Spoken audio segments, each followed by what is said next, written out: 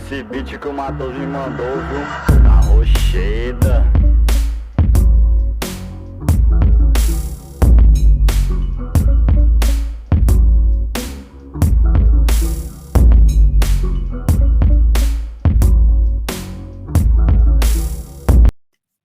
Bismillahirrahmanirrahim. Assalamualaikum warahmatullahi wabarakatuh.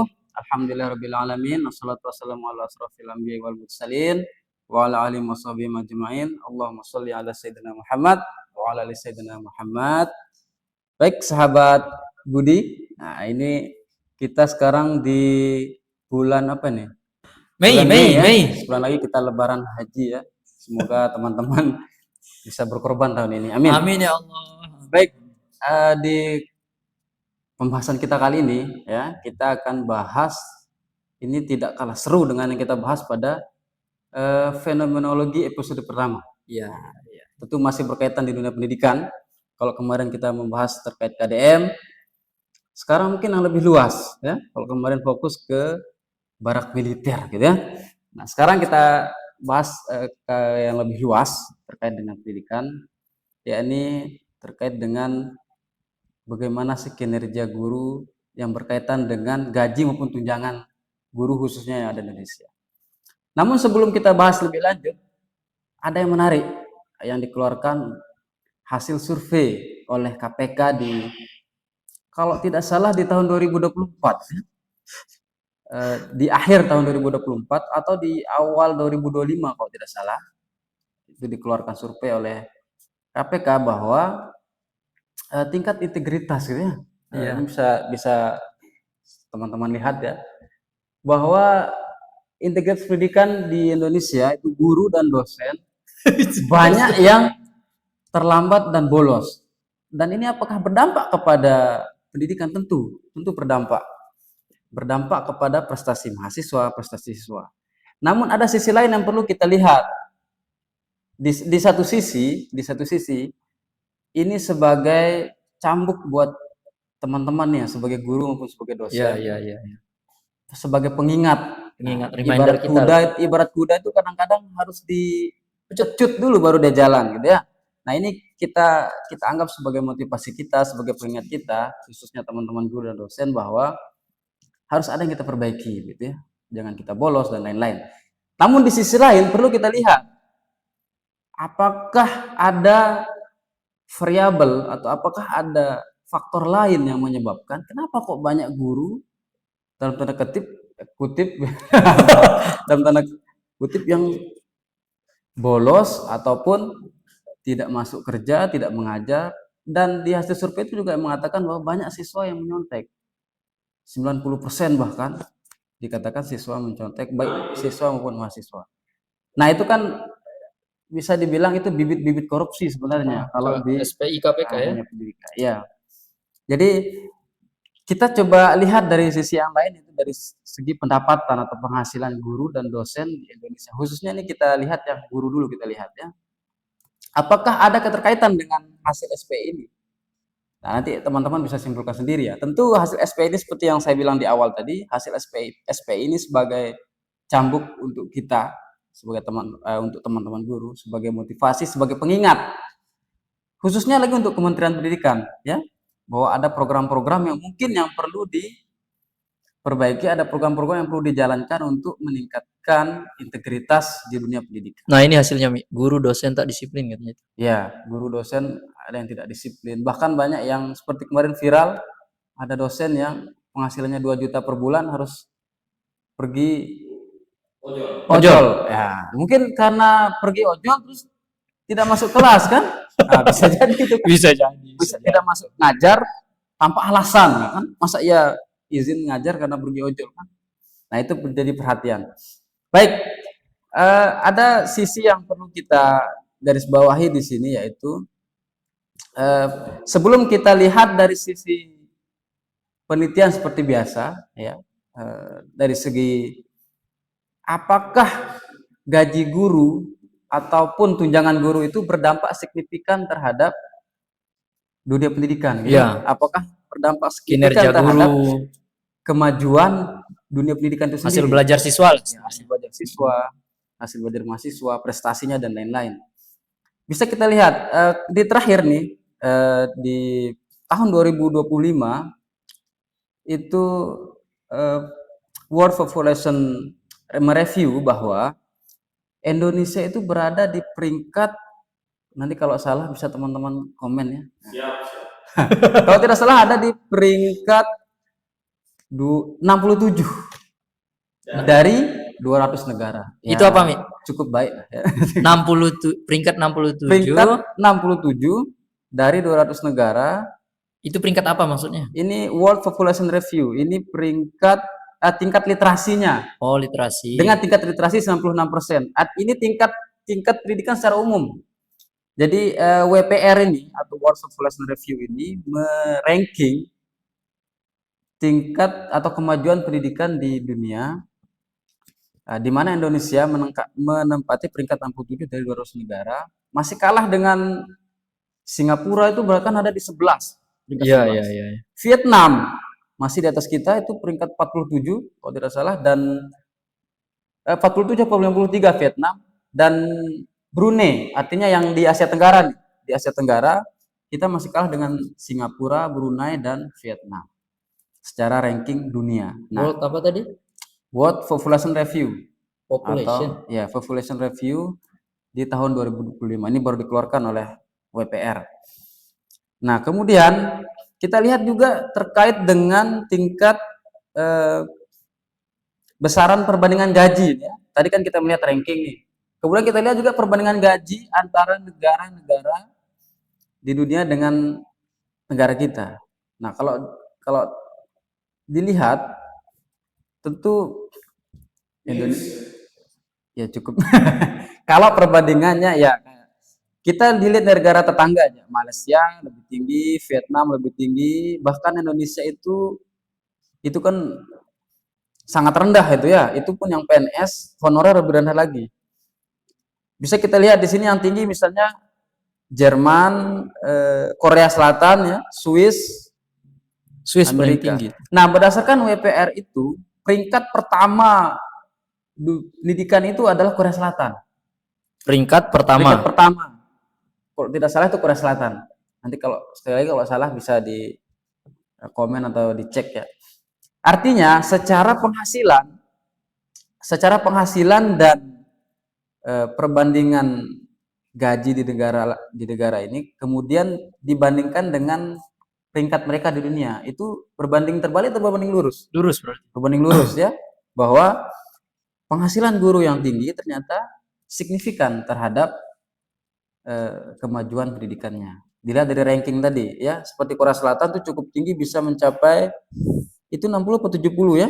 Korea Selatan itu berarti itu sekitar di atas 60 70 itu kayaknya. Di atas 70 juta per bulan. 70 ya. Juta per bulan. Swiss itu bahkan di atas udah 3 digit tuh sini. Soalnya kita sebentar lagi juga udah 2 digit kalau salah Indonesia ya. Yang PNS-nya, PNS ini. Amin. Masih jauh. Kita nomor 1 dari bawah ya. Dan ini sekali lagi berbanding lurus dengan kemajuan dunia pendidikannya. Seperti yang saya bilang tadi, WPR merilis itu Korea Selatan, termasuk Denmark, Finlandia itu adalah 10 besar. Iya. 10 besar. Nah, kemudian kita lihat lagi itu tadi dari segi ranking yang dikeluarkan oleh survei ya, atau ranking yang dikeluarkan oleh PR.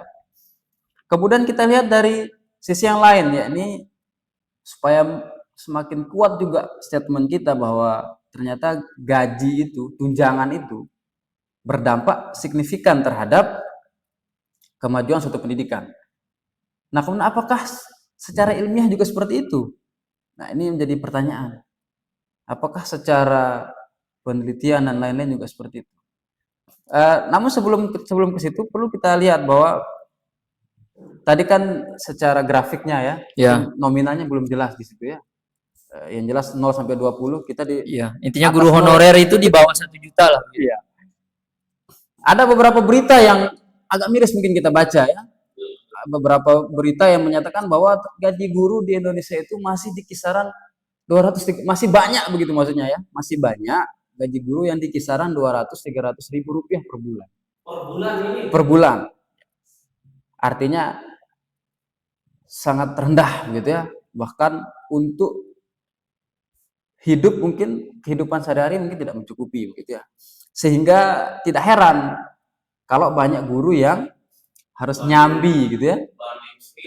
Berdagang selain menjadi guru, maksudnya dia berdagang tadi, ojol dan lain-lain. Artinya secara pendapatan belum memenuhi untuk kehidupan sehari-hari. Ini banyak ada di Kompas. Ya ini gaji guru honorer digaji 300.000, harus mengajar lewati hutan 6 km. Ya, apalagi sampai lewati hutan kan. 6 km 300.000. Ya. Ya. Tapi tidak mengesampingkan juga bahwa memang kalau kita lihat gaji guru secara umum, mungkin yang khususnya PNS gitu ya, mungkin sudah bisa dibilang sudah baik begitu pendapatannya. Atau dengan adanya P3K sekarang sebenarnya di satu sisi pemerintah juga sudah memberikan regulasi atau solusi begitu ya. Dengan adanya P3K sangat membantu sebenarnya untuk peningkatan profesionalisme guru itu sendiri, termasuk peningkatan pendapatannya. Namun karena tentu guru itu banyak di Indonesia, persentasenya masih banyak juga yang ternyata penghasilnya itu di bawah 500.000 bahkan. Nah, ini tentu menjadi perhatian pemerintah nih. Bagaimana meningkatkan dunia pendidikan ini dengan mempertimbangkan pendapatan dari guru itu sendiri, baik yang ada di sekolah swasta maupun yang ada di sekolah pemerintah atau sekolah negeri ya. Dan ada juga sekarang regulasi terkait dengan sertifikasi ya. Dan PPG. Jadi melalui PPG dengan banyak sekali guru-guru yang mendapatkan sertifikasi melalui PPG, dan itu sangat membantu juga untuk pendapatan mereka. Oke, yang terakhir mungkin kita lihat seperti yang saya bilang di awal tadi, kita harus melihat secara ilmiah nih, apakah gaji guru itu ya berdampak signifikan terhadap tadi kemajuan dunia pendidikan. Nah, yang pertama kita lihat di sini ada artikel dengan judul ya, artikel dari Liu, Wong dan Rosel, itu tahun 2024, ini artikel terbaru ya. Dengan judul Can a Teacher Salary Increase Promote Student Education Performance? Jadi apakah gaji guru itu ya bisa meningkatkan performa atau meningkatkan prestasi kinerja siswa ya, meningkatkan hasil belajar ya, hasil belajar lah pada poinnya ya, hasil belajar siswa. Ini diterbitkan di China and World Economy pada tahun 2024, nama jurnalnya China. Jadi tujuan penelitian ini adalah mengevaluasi bagaimana sih dampak peningkatan gaji guru terhadap hasil belajar siswa ya, yang ada di pedesaan-pedesaan yang ada di Tiongkok ini, yang ada di Tiongkok. Ya. Fokus utamanya adalah menganalisis bagaimana peningkatan signifikan gaji guru tadi terhadap pendidikan siswa di Tiongkok. Di sini cukup banyak. Ini studi ini melibatkan 3.351 anak ya dari pedesaan Tiongkok yang dikumpulkan dari tahun 2010 sampai tahun 2018. Jadi dikumpulkan datanya cukup lama nih, dari 2010 sampai 2018, supaya dilihat nih peningkatannya seperti apa. Ini kan statistiknya ya 8 tahun ya. Peningkatan secara statistiknya dilihat peningkatannya seperti apa. Nah, dari penelitian ini ditemukan bahwa pertama, peningkatan gaji guru memiliki dampak positif atau signifikan terhadap hasil belajar atau ujian siswa.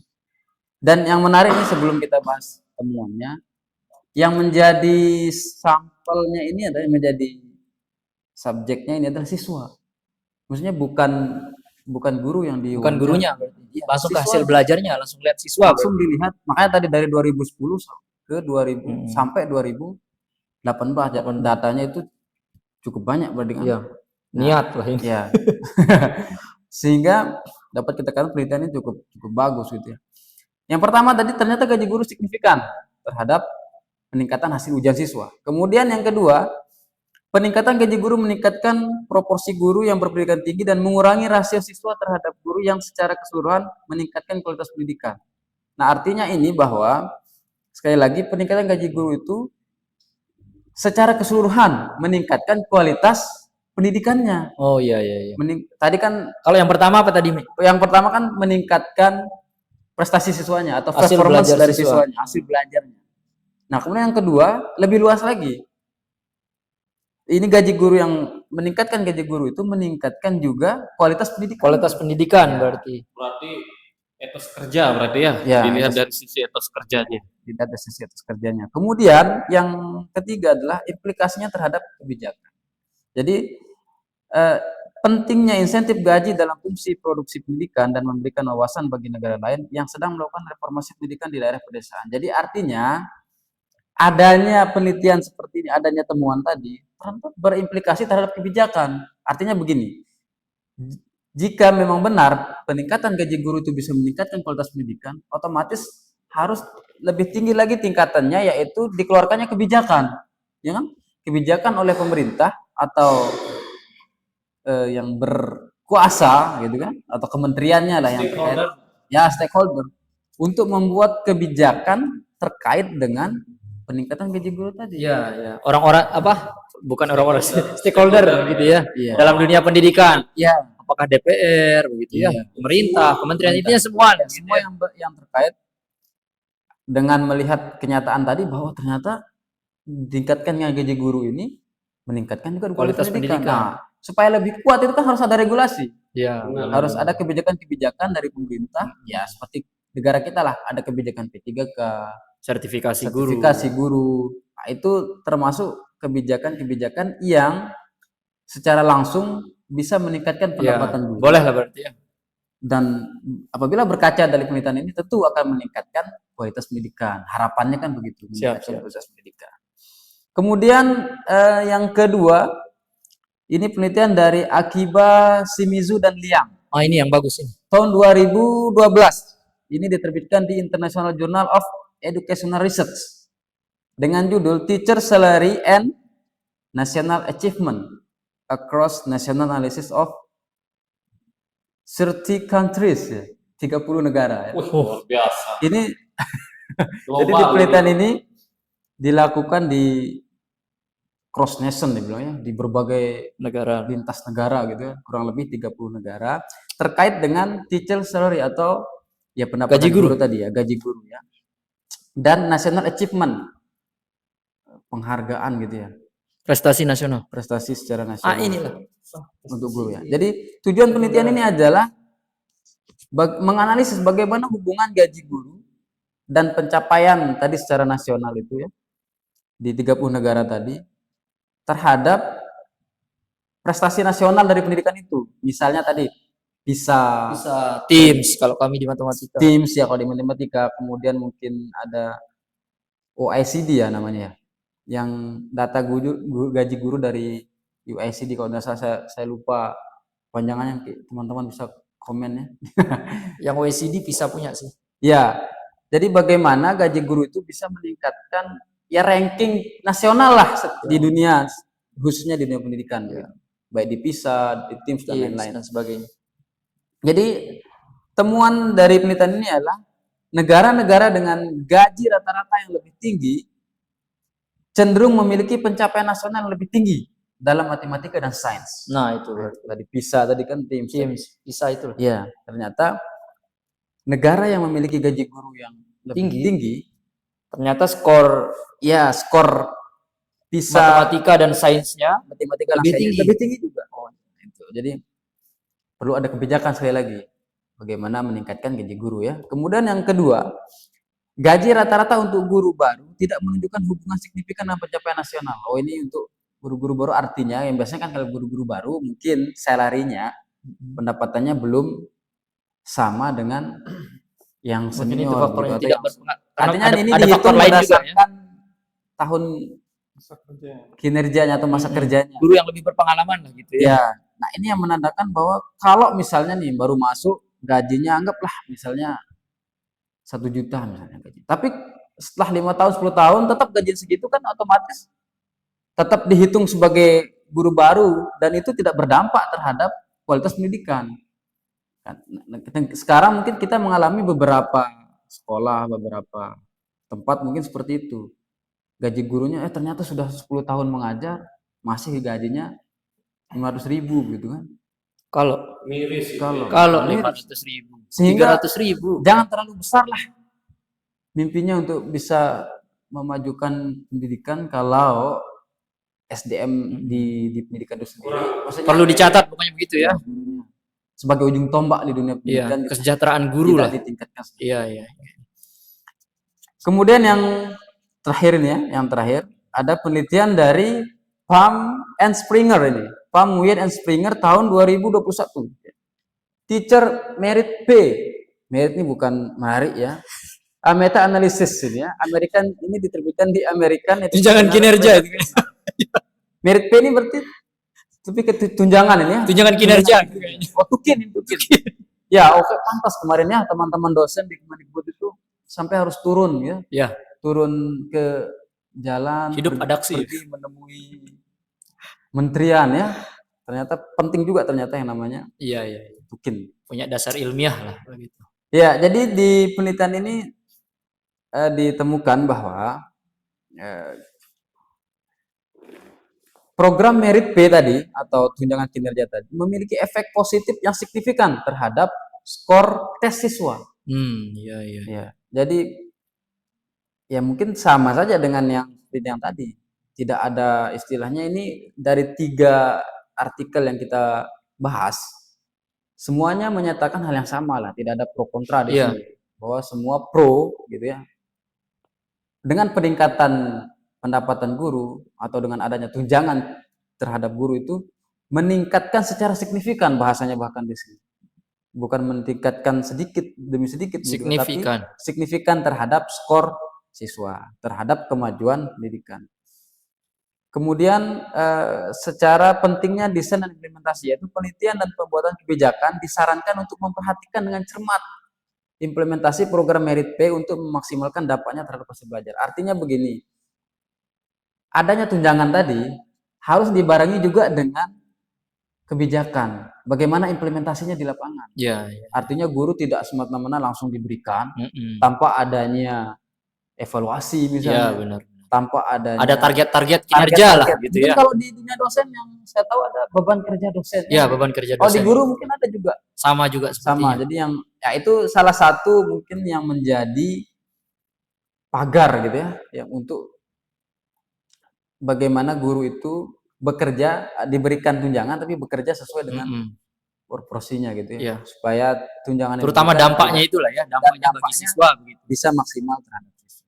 Jadi, nah dari 3 artikel tadi, kemudian kita juga melihat ranking Indonesia tadi yang cukup masih jauh juga, bisa kita simpulkan bahwa gaji guru, tunjangan guru, atau apapun lah jenisnya itu untuk meningkatkan kesejahteraan guru ternyata berdampak signifikan ya terhadap prestasi siswa, terhadap hasil belajar, Iya, kualitas pendidikan tentu, secara nasional. ya, secara nasional berdampak terhadap peningkatan kualitas pendidikan kita.